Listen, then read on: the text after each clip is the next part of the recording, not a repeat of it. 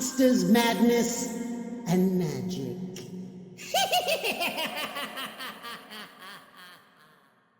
All right, folks, welcome to the Monsters, Madness, and Magic podcast. I'm your host, Justin, here with a quick word before we dive in. Now, in this episode, I chat with actor and artist Duncan Regehr about drawing inspiration from nature, classic Dracula performances, the Monster Squad, preparing for his role as Pat Garrett in Billy the Kid, becoming Zorro, and more. As always, thank you all for listening out there. And without further ado, here you go.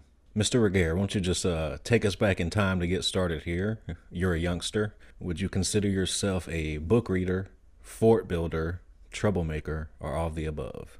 All of the above. I always say that's my favorite answer. Oh, definitely all of the above, definitely, without question. So let's start with books then. Did you have an author or a genre that you leaned towards early on?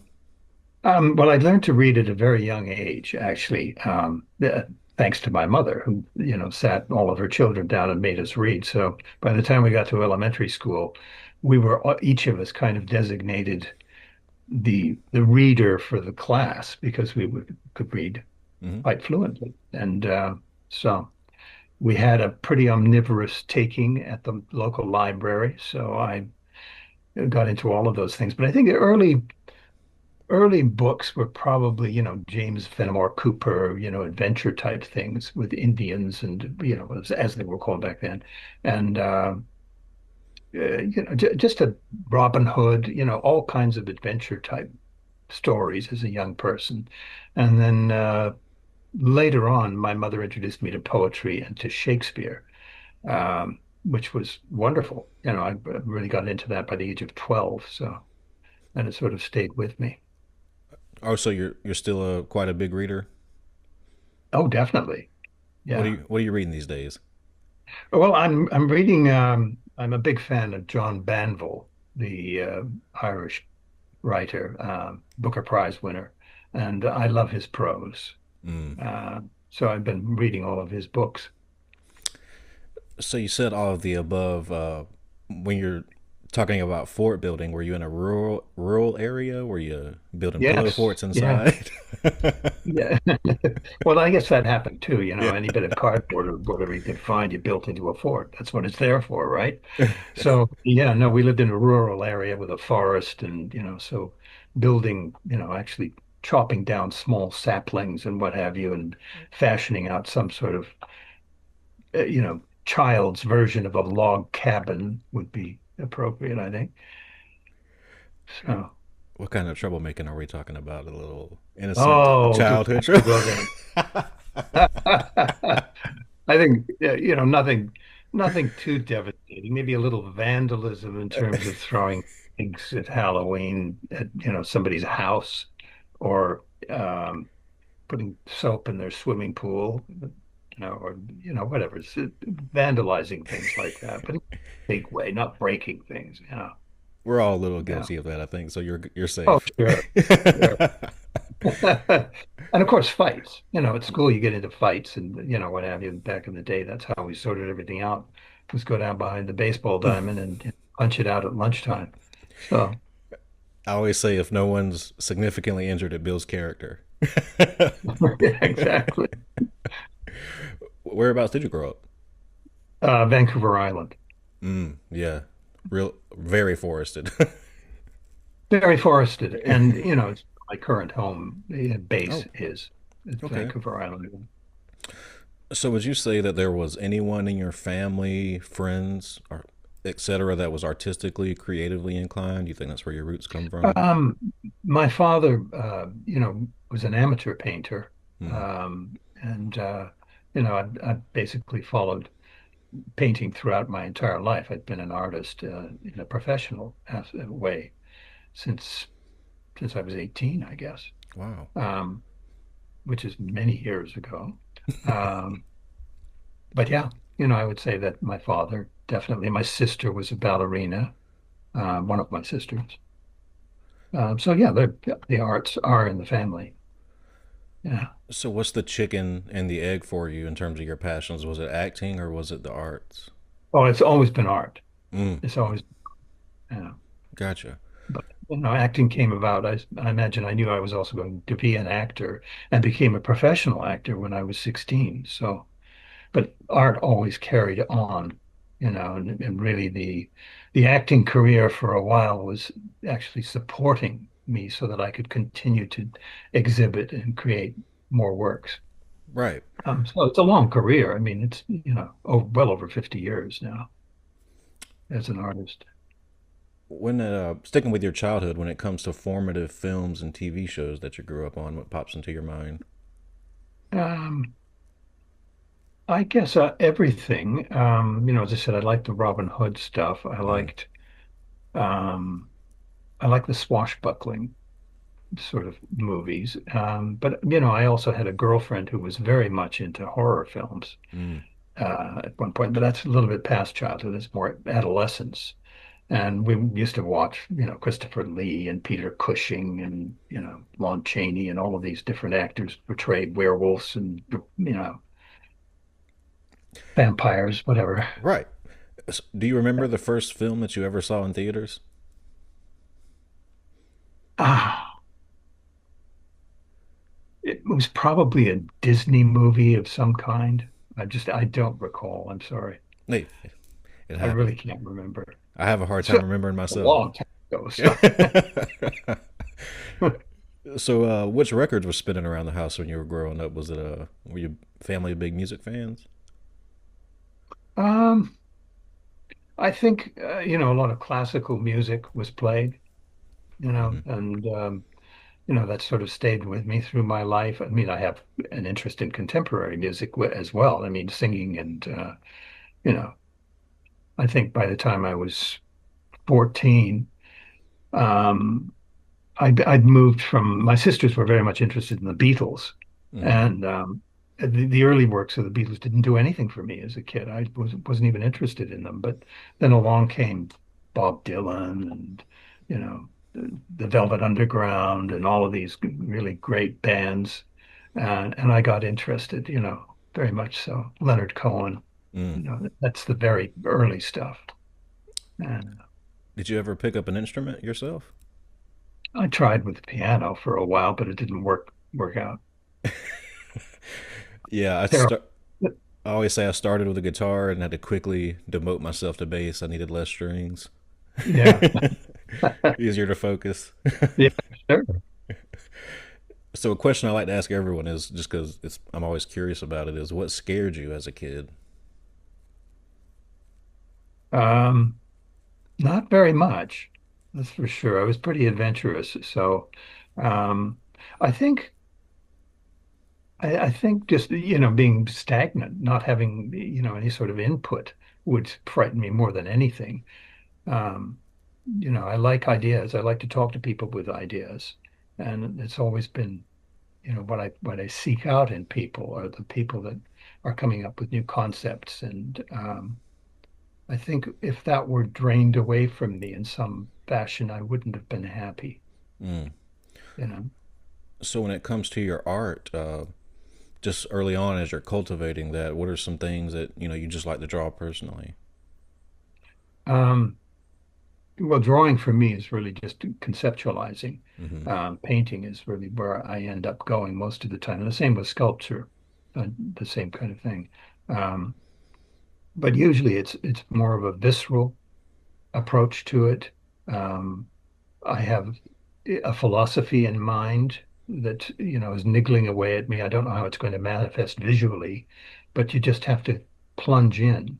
That's my way, and it will tell me what it wants to be. Mm. It will tell me ultimately what it wants to be, but I have to be there working, trying. This works, that doesn't work. Oh, look, I'll follow this. That looks like something. And then it eventually breaks into a theme or a series of works and that's mostly how I work most of the time. Does that shift at all if you're working, let's say, a commission, or is that just with your own personal art? Well, I don't work through commissions. I work Got through galleries, but I work gotcha. through themes, and occasionally somebody will come and say, we'd like something of yours, and they have to pretty much take whatever it is I'm working on or take something from the archives and you know, but it isn't all about sales. It's all, also about exhibiting, and it's about sharing expression with people. Yes, that's always one of my questions is when you're working, and clearly you just said you don't do commissions, but is when people do commissions, I always ask them, is the vision in your head, is that the final product, or is it constantly shifting as you're working and what happens happens? There has to be a decision at some point to say something has come to a conclusion. Hmm. It never really has, because I also write, and write poetry, and a poem is never finished. You can take it to some sort of publishable, essence, but it kind of transforms anyway. It's got a life of its own. And Right. painting was similar, but at some point you have to say, okay, I can go there, but let's move on, you Hmm. know. So, would you obviously you said you were a professional actor at 16, so you obviously considered yourself a theater kid. When did that start? Were you doing plays in high school, grade school? No, I did a little bit of amateur theater, locally. And then a professional company came to town and I auditioned for them and they hired me. So Wow. that was it. It was for, basically classical work. We did Hamlet, Merchant of Venice, Tartuffe. And that was the first season, and that was 1969. How did your very first time on stage go? Was it smooth? Well, I didn't really have a large role. I think I had one or two words, as I Hmm. recall, but it wasn't a big role, you know. But it went from there, of course. I, got other pieces to do. Do you still have any interest of working on the stage or anything like that? If the project came along and I didn't actually have to enter into the whole navigation of show business, I would be involved more. But it's just something that I've outgrown, really. Yeah. I've moved on. If somebody came to me with a good film project and said, are you interested in this? It would have to be, that sort of thing to entice me back. Did you ever have to deal with stage fright? No, no, that's an energy that I've always found. There's a maybe a little niggling butterflies, a little bit there, but that's useful. Keeps you on your toes, you know. Yeah, I think a lot of stage fright and nervousness is just how you frame it internally. You can use it as a sort Yeah, of fuel. exhilarating, Yeah. and the is there, you know. It's funny when I speak with a lot of actors that have worked on the stage. Usually, they say the stage fright comes in as they get older. Oh, lack Because of confidence. yeah, Yeah. so maybe it has something to do with Well, it just might do. I mean, your memory isn't as good as you get older. It's just a fact.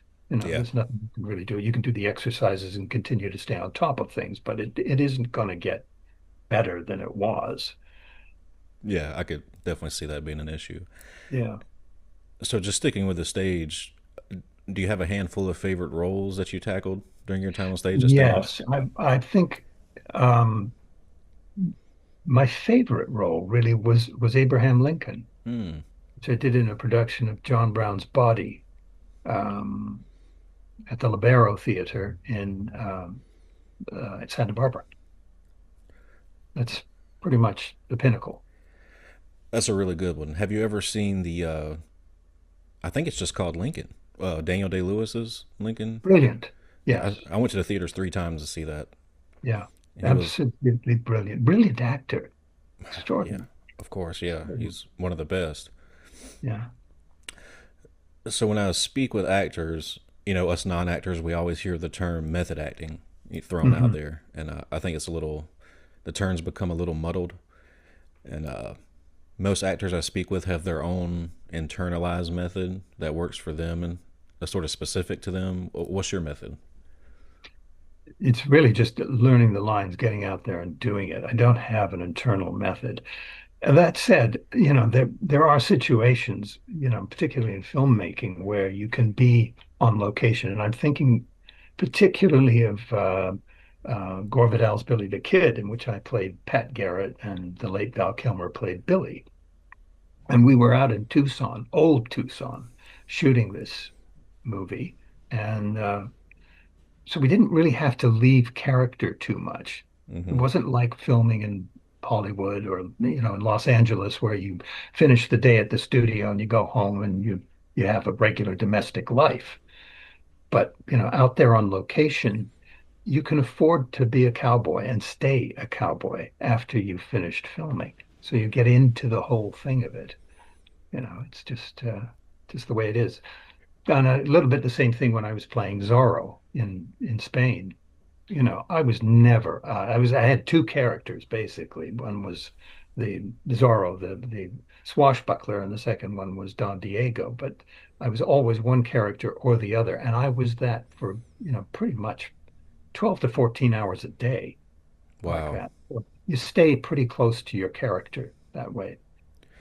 It's funny that you mentioned that Billy the Kid movie. It's just odd. I write TV and film articles for this website called CBR. They're a pretty large platform, and I've recently tackled three articles regarding you, and one of them was about that Billy the Kid film because it's really hard to find these days, and a lot of people, it's a made-for-TV movie, so it really didn't get that Yeah. circulation. So when you're playing a historical figure like Pat Garrett, do you yourself go back and do you look at anything or Oh, sure. yeah? Hmm. Sure. You look at, because there is some, archival stuff, photography and what have you as well. So you get a kind of physical understanding of the person's bearing.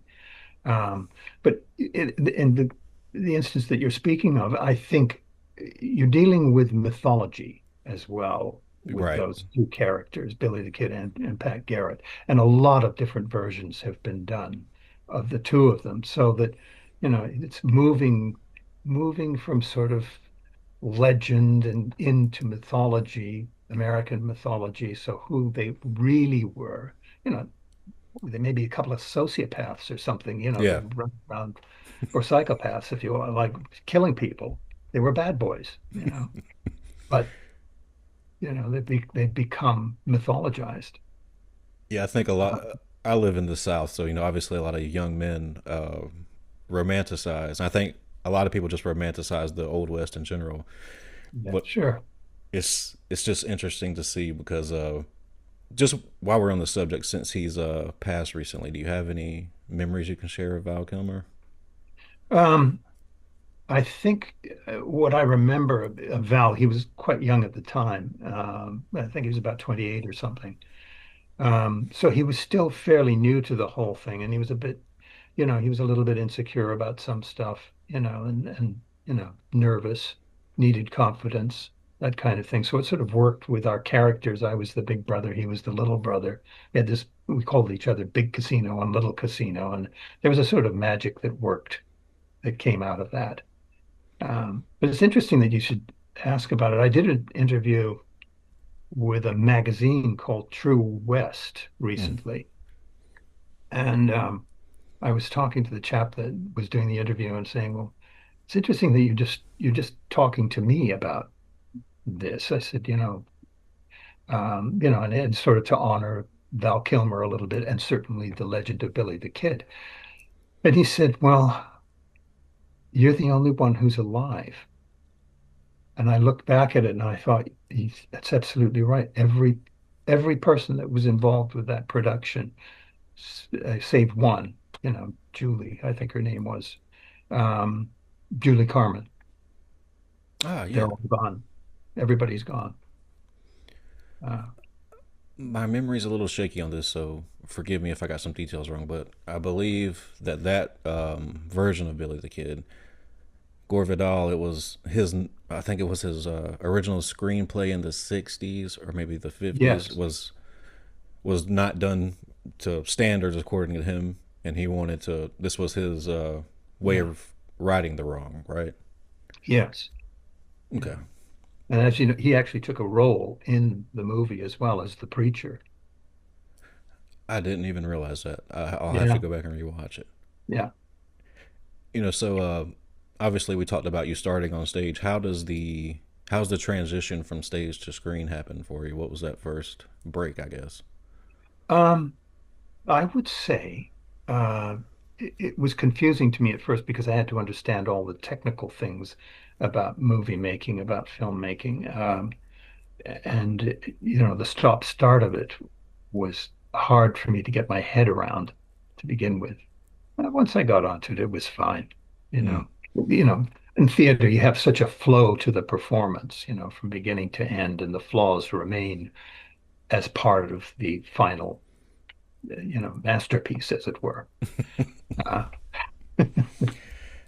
And I feel like a lot of actors start on stage, and I was speaking with James Marsters, uh, and he said something I found interesting, that one of the biggest adjustments he had to make from just loving being on the stage is not that there aren't great TV and film writers, but on stage you're working with some of the greatest literature that has ever been written, in humankind. You're talking Shakespeare and stuff like that. sure.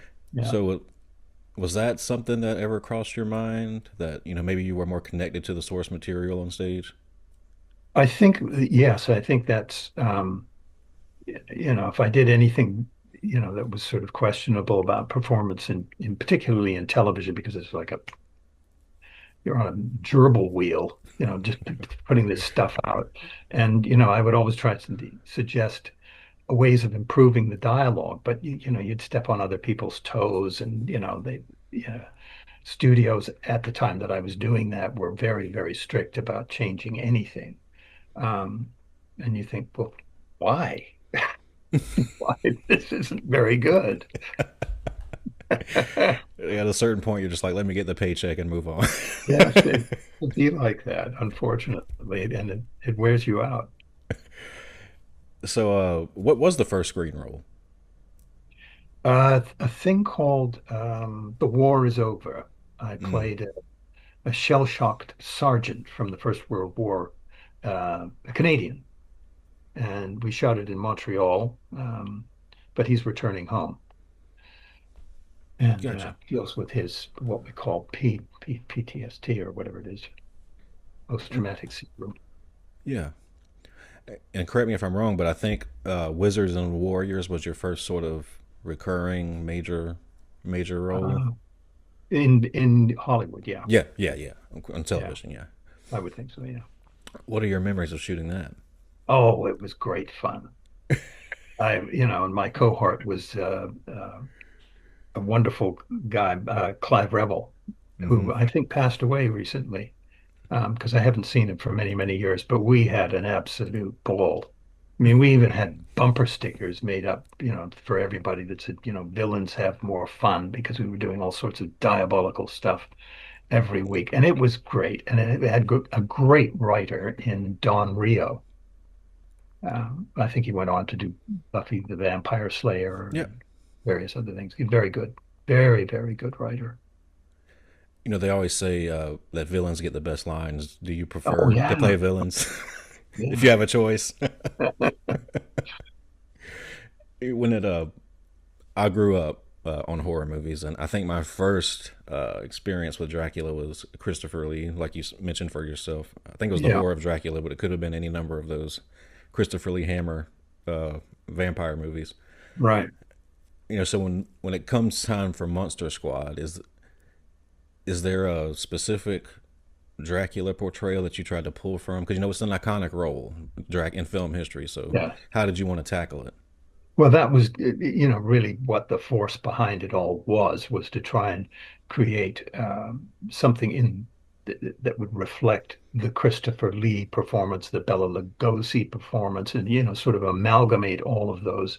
And then, what I did was make it my own in some way. But of course, I had, the stature had to be, you know, that sort of you had to be his account for heaven's sake. So he's got to have a certain countenance to him, and yeah. So it was that, and it was a nod to the Universal monsters, Yeah. that that whole project, and so it sort of had to. There were parameters that I had to stay within. I couldn't do a sort of a I guess the Coppola version of it, which was very good. I thought was very good. Um, but I had to stay within the parameters of keeping it an iconic performance. Just curious, did you ever see the Frank Langella Dracula? I think I did. I think I did. Yes, I seem to recall it. I Yeah. really enjoyed his take on it because he refused to wear teeth for that performance because he wanted to make Dracula a more aristocratic, mesmerizing figure rather than the more monstrous side, which I thought it was great. It's a Yeah. good one. So do you have a favorite Dracula portrayal? Is it Christopher Lee? No, I would have to say, well, I like Nosferatu, which isn't actually Dracula, but it's Close kind of enough. Yeah, IRS. The original one, the black and white one, I like that. the Max Shrek version. Yeah, Yeah. Yes. Yeah. that is a good one. Have you And seen Chris, sure, I'll go with that too. That's fine. Yeah, I like him. Have you seen the latest Nosferatu, the 2024 version? I did, but I wasn't really thrilled with it. Um, you know, I got I bored, actually, Yeah, to I've be honest. seen. It's kind of a gray area. People either love it or hate it. Uh, I like Gary Oldman's work though very much. In his performance was, of course, a lot of makeup and what have you, but he's such a wonderful actor, really spectacular actor. How many times did you have to come back for Monster Squad? Was it you sort of walked in there, did your thing, and you got it, or was it multiple auditions? Or I think there were quite a few auditions, as I recall. They were really looking very hard to get the essence that they wanted, and so yeah, I've spoken with Andre Gower several times. yeah, Uh, great guy. so is it true that you intentionally sort of separated yourself from the kids to Yes, maintain that scare yeah, factor? yeah, and I think it worked quite well for us. Yeah. So there's a lot of mystery for the kids, and they were, genuinely got some real terror into them. You know. Now, was that your intention to make it work more on screen, or were you just not a kid person? Yeah, well, they were terrorizing us too. They were running around all over the place having a good time. Um, but yeah, no, it's also one of those, almost having to stay in character type of things. Not that it's method or anything, but once you get the cape on and the makeup and all the whole gear, and you're swanning about, all over the place as Dracula, you just sort of stick with it and avoid the children. That's the nature of his character. I don't think Dracula would want much to do with children, you know. Agreed. Smaller, smaller versions of him, basically. There's that famous story I know that you probably heard at cons and maybe from himself, but of Tom Noonan keeping on the Dracula get up when he's leaving set and he gets pulled over by the police, and the cop Yes. is just like, Yeah. just keep going. Did you ever just leave the Dracula makeup No, on? I always get it off. It's common knowledge, I think, now that when it released in theaters that the Monster Squad wasn't that financially successful. So when did you yourself become aware of sort of its popularity among fans? After it hit television and VHS stores and stuff like that. Well, I guess it's a few years ago now, but it just sort of took off as a cult, a movie, and started building audiences, and it's generational, as I'm sure Andre has probably pointed out. It's grandfathers, mothers and fathers and their children are coming to this thing, and it's grown. The population has grown, and I think also Andre's documentary, Wolfman's Got Nards, gave it another boost, really. And actually, my hat goes off to Andre because he's done so much to try and promote this movie and to perpetuate its cultness. Um, and it's worked. It's worked quite well. Yeah, and it's just my own opinion. The Monster Squad itself wasn't flawed. It was just more of I think even Andre has said it was the promotion, the way the movie was promoted. I think that and the timing. Yeah. The timing of it came out with Lost Boys, and it was very difficult. The competition was stiff, and it was also being bumped into a different category from PG into PG-13 because of a one actor's particular line, which was Oh yeah. yeah. Back then, give me the amulet, you bitch. It was sort of crossing the line. You had to, go into a different category because of that line. So that wiped out a whole section of the audience, basically. Children couldn't go to see that movie unless they were accompanied by an adult. So, Yeah, it's it's difficult to promote a movie when, it's sort of in that in between phase of horror comedy. Is it for kids? Is it, the yeah, teenagers were expecting things like The Lost Boys, which was rated R. yeah, It was just a bad mix of things. But it did find its audience. yeah, And I think the main reason that the movie works in retrospect is because it takes that Abbott and Costello meet Frankenstein yeah. approach where it's, yeah, there's comedy, but the monsters themselves are not in on the joke. Dracula's not joking around with the Oh, kids. he's not kidding. Yeah. uh, so with the line that you just mentioned, when you deliver it, it's been said many times that Phoebe, Ashley Bank, she was truly terrified of you in that time. Yeah. After the scene is over, did you do any reassurance, or did you just kind of leave her hanging? No, I was kind of recovering myself. They swept her away and everything, but she screamed so loud she scared me. You know. Oh, that's hilarious. So just acting in general, what would you say is the best acting advice that you've been given, and who gave it to you? Um, I just think it was, maybe it was Patrick Boxhill, who was a wonderful old British actor. Um, and he was, in the theater. We were in the theater together, and he just sort of suggested that, try other things, move on from the theater, out of the classics, and, just expand. Try and do as many different things as you can do. And eventually I ended up in Hollywood Hmm. and, you know, outgrew Hollywood, moved on. So, Just like we said a few minutes ago, Dracula is an iconic role. Many great actors mhm. have played it, but Zorro's the same way. Yes. Uh, so how did you want to approach that, and how did it eventually happen for you? Zorro. Yeah, Zorro. Well, Zorro happened shortly after I did the Billy the Kid movie.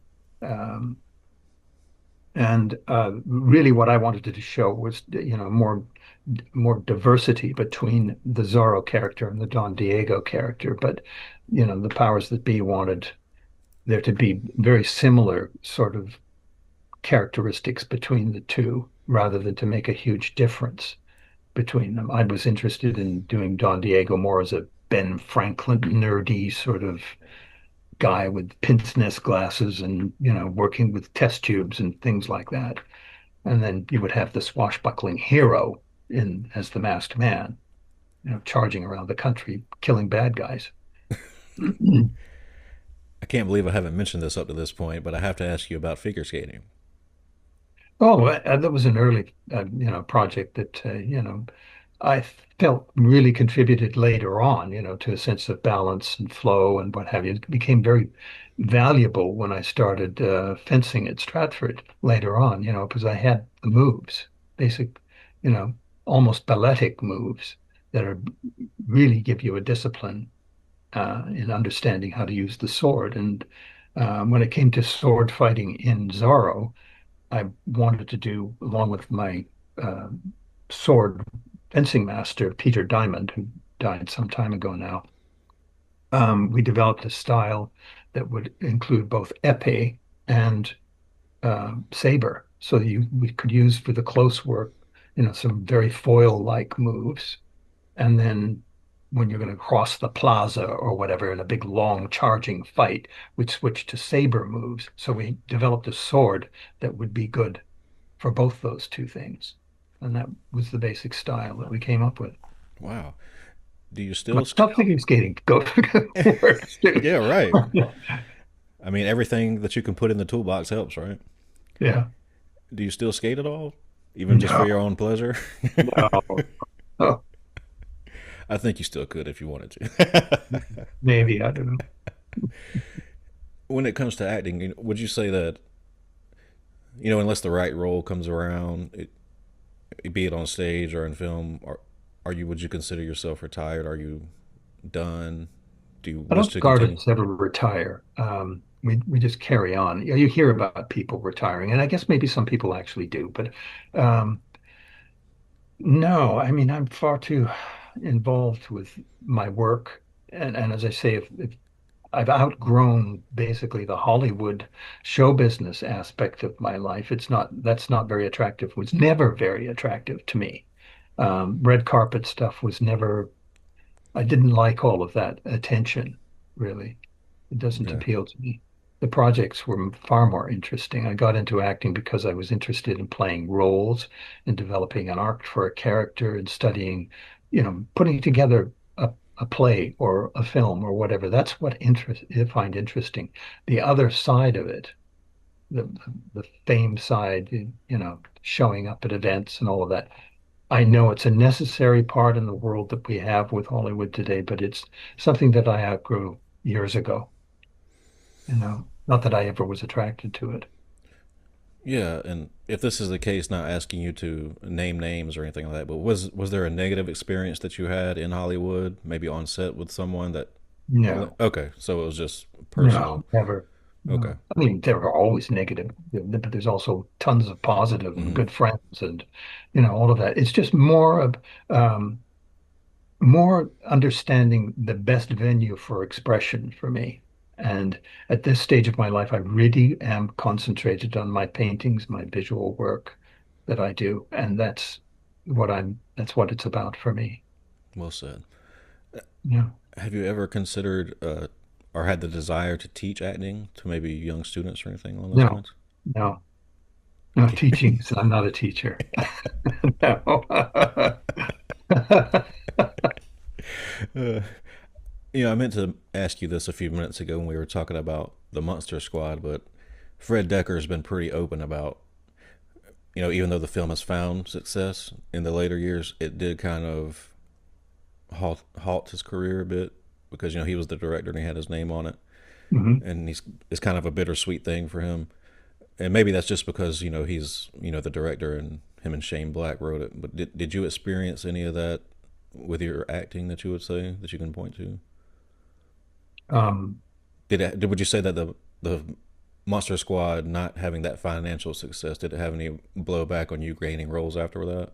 no, no. In fact, it was, I don't know if it contributed, but it certainly didn't take away from it. Mm-hmm. It sort of took off after that more. Gotcha. It didn't hinder anything. Understood. So would you say what are you working on currently art wise, by the way? Thank you for asking. Mm. I'm working on several things right now, two different series. One is called Once Were Angels, and it deals with basically the path of life, which can alter um, as a result of fundamental change within self. Um, and the reverse is true. Self can transform when life's offers something that changes it, whether it's through fate or natural evolution. So transformation is basic at the heart of that particular series, and the imagery reflects that.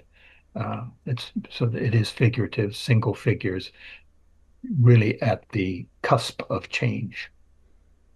So that's one. Mm-hmm. And the other one that I'm working on is called The Familiars. And familiar are beings that reflect a kind of essence in each other. And what I've coupled are animals and people that in some way have a deeper connection to each other. And in some instances, that's recognized by one and not by the other. The other may just have an inkling that there is an association, that their familiar is somewhere nearby, and the paintings come out that way. So, Wow. And those are all part of a greater body of work. I'm going to start boring you because this No, is go about ahead.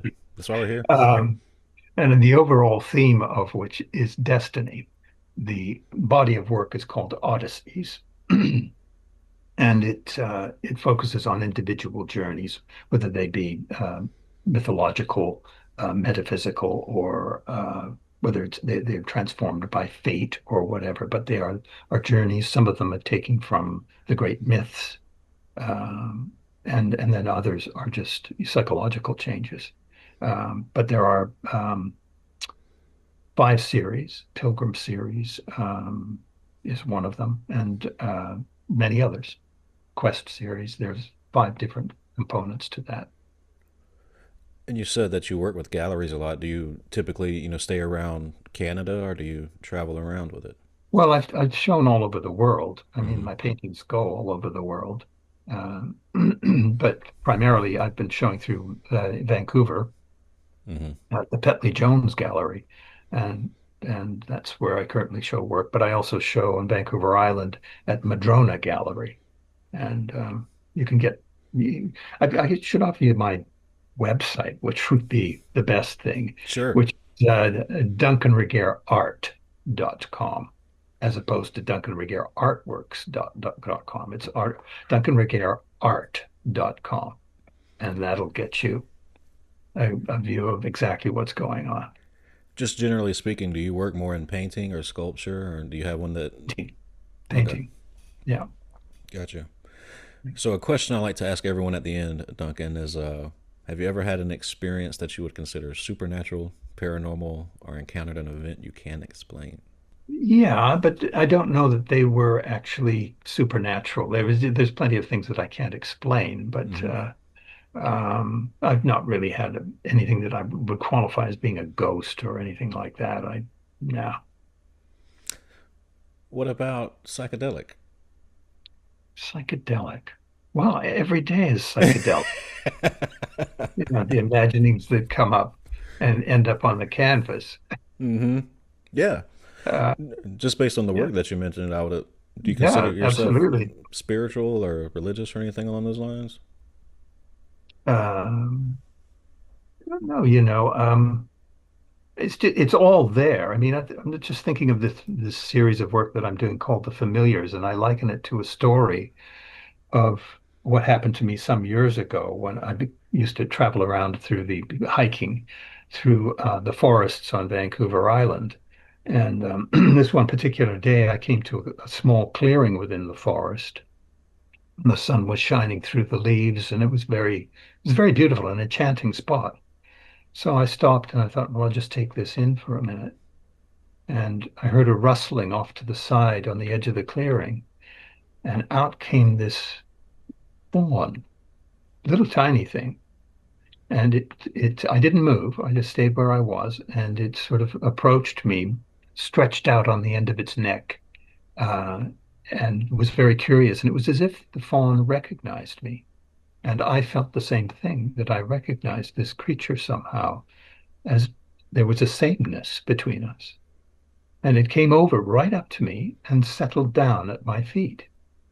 So I sat down beside it and we stayed like that for a while. And I had to resist sort of reaching over to touch the little delicate ears and pet it, because the mother won't go near it if you touch it.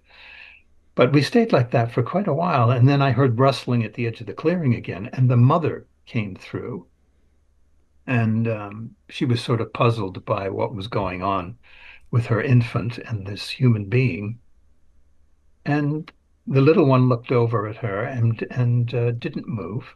But eventually it got up, it walked towards her and looked back at me a couple of times, and then they vanished into the woods together. But I found that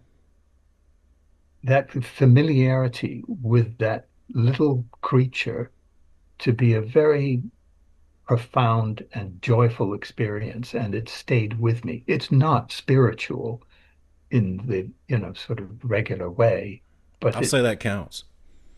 it was it was a wonderful experience. Just it stayed with me all these years. It And I've had doesn't similar things. It doesn't have to be spooky to be supernatural. I'll say that definitely Yeah, counts. You know, if it's sort of transformative and yeah, all that sort of thing, it definitely yeah, definitely counts. yeah.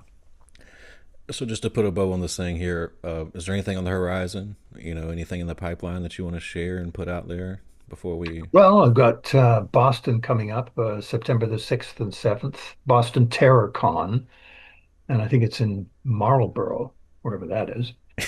Um, You just never know where you end up with these things. I've got that coming up September 6th and 7th, Boston Terror Con, and then Scarefest in October 17th, 18th, 19th, and that's in Lexington, Kentucky. Great. So How long have you been doing cons now? about nearly 10 years, I think. It's crazy how Nearly, much they've taken off recently. yeah, yeah. It's really about, of course, I looked down my nose at them to begin with, but, got into it and they're great fun, meeting people. And it's just grown into, something quite enjoyable, seeing old friends and meeting new ones. Yeah, Hmm. just great. Well, Duncan, it's been a pleasure chatting with you, man. I thank you for giving me some of your time. Big fan. Just thank you. It's just been a pleasure. You have a great rest of your day. Okay, you too. All right, bye Cheers, bye. man.